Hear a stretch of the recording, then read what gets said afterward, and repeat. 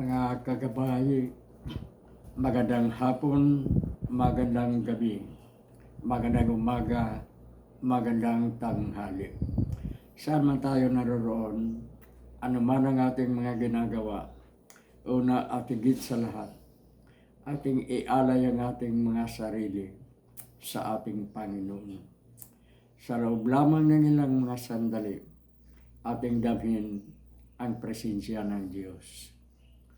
Sumasabi ng pagpapala, ang biyaya, ang pag-ibig, at ang kapayapaan ng Ama, ng Anak, at ng Espiritu Santo. Nabubuhay at nag-aari, iisang Diyos, magpas sa walang hanggan. Mga kagabay, sa ating pananampalataya, lalong-lalo na sa pananampalatayang Katoliko, at magiging sa ibang mga Kristiyanong pananampalataya, naniwala tayo sa isang misteryo, ang misteryo ng sakramento ng Eucharistia, saan ang katawan at dugo ni Kristo sa anyo ng tinapay at ng alak sa kalis ay ating pagkain at iinumin, ating tatanggapin bilang pagkain ng ating kaluluwa. Kailangan natin kumain ng kanin, ng isda, ng ulam upang lumakas tayo, upang lalakas ang ating pisikal na katawan, upang magampanan natin ang ating mga ginagawa. Ngunit kailangan din natin ang Eucharistia, ang katawan at dugo ni Kristo na ating magiging pagkain at inumin alang-alang sa kalusugan at lakas ng ating kaluluwa, alang sa ating kalusugan, sa ating pagtupad ng ating mga tungkulin para sa Diyos. Ngunit nakakalungkot sapagkat ang Eucharistia matatanggap natin sa panahon ng misa. Yung tinatawag nating komunyon, yung tatanggapin natin ang banal na hostya na batay sa ating pananampalataya at sa aral na ating napupulot sa natutuhan sa ating pananampalatayang Katoliko, pananampalatayang Kristiyano.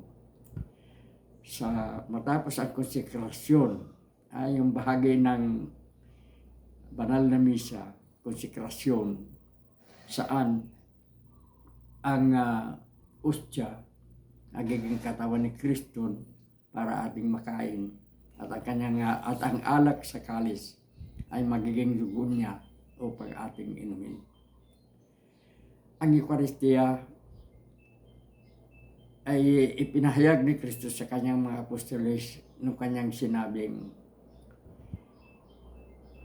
kakainin niyo ang aking katawan at iinumin niyo aking dugo, na naging dahilan upang siya ay iwanan ng kanyang mga alagad. At sa konsekrasyon sa misa, tulad ng ginawa ni Kristo noong huling hapunan sa tinatawag nating Huwebes Santo, sa ating pagunita ng kanyang kamatayan, sa Huwebes Santo, naganap ang huling hapunan. Doon isinagawa ni Jesus ang kaganapan ng kanyang sinabing ibigay niya ang kanyang katawan bilang tinapay na ating pagkain, at ang kanyang dugo bilang kanyang dugo na ating inumin.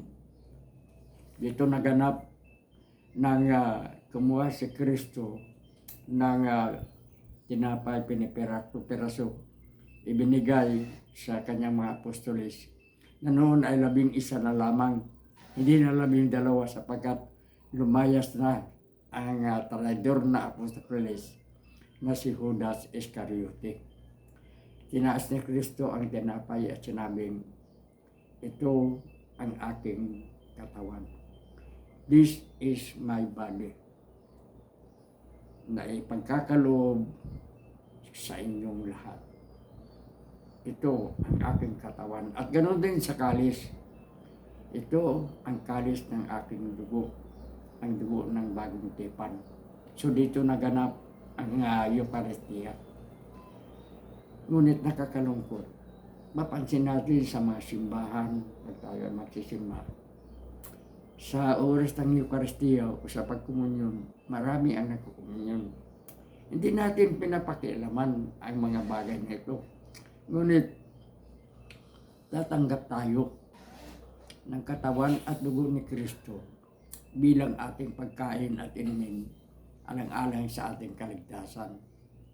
Hindi ba kung tayo ay mayroong bisita, may darating sa bahay, kahit wala tayo, mangungutang tayo, maglilinis tayo ng bahay, ilabas natin yung mga ginagamit sa pagkain, mga kubyertos na lalabas lamang kung mga ganong mga okasyon.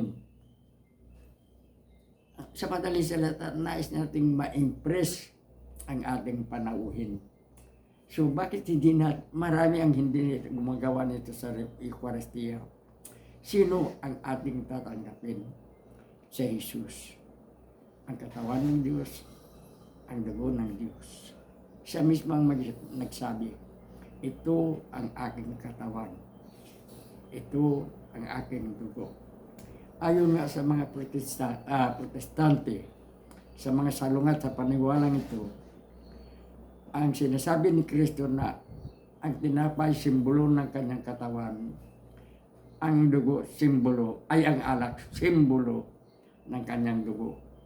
Ngunit masasabi natin, hindi natin ito mababasa sa kahit anong Biblia, sa kahit saan Biblia, ano may Biblia yun. Ang mababasa natin, ang maririnig natin sa mga pari at mga pastor, isa lamang, ito ang aking katawan, ito ang aking dugo. Hindi sinasabi ni Jesus sa huling hapunan na ito ang simbolo ng aking katawan, ito ang simbolo ng aking dugo. Walang sinasabi ang ating Panginoon. Kung ano ang sinabi niya sa kanyang mga alagad, yan din ang sinabi niya sa huling hapunan.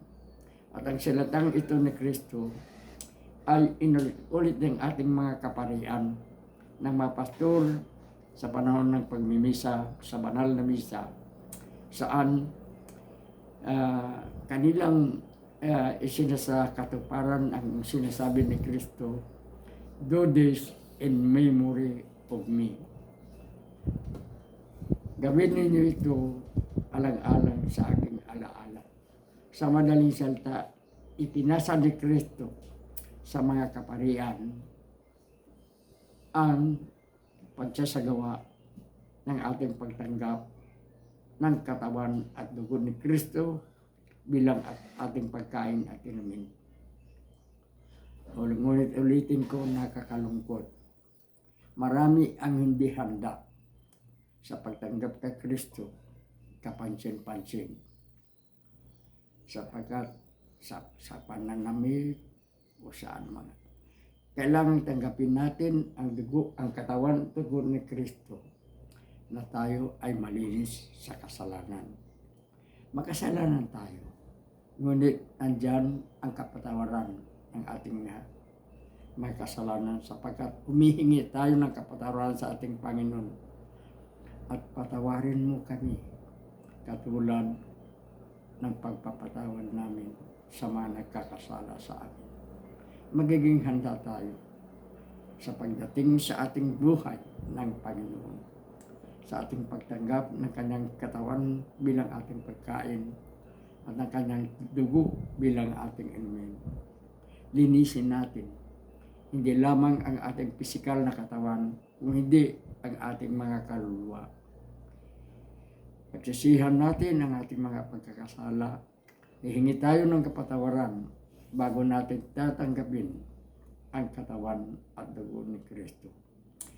Magiging maayos ang ating kasuotan sa ating pagtanggap ng Eucharistia.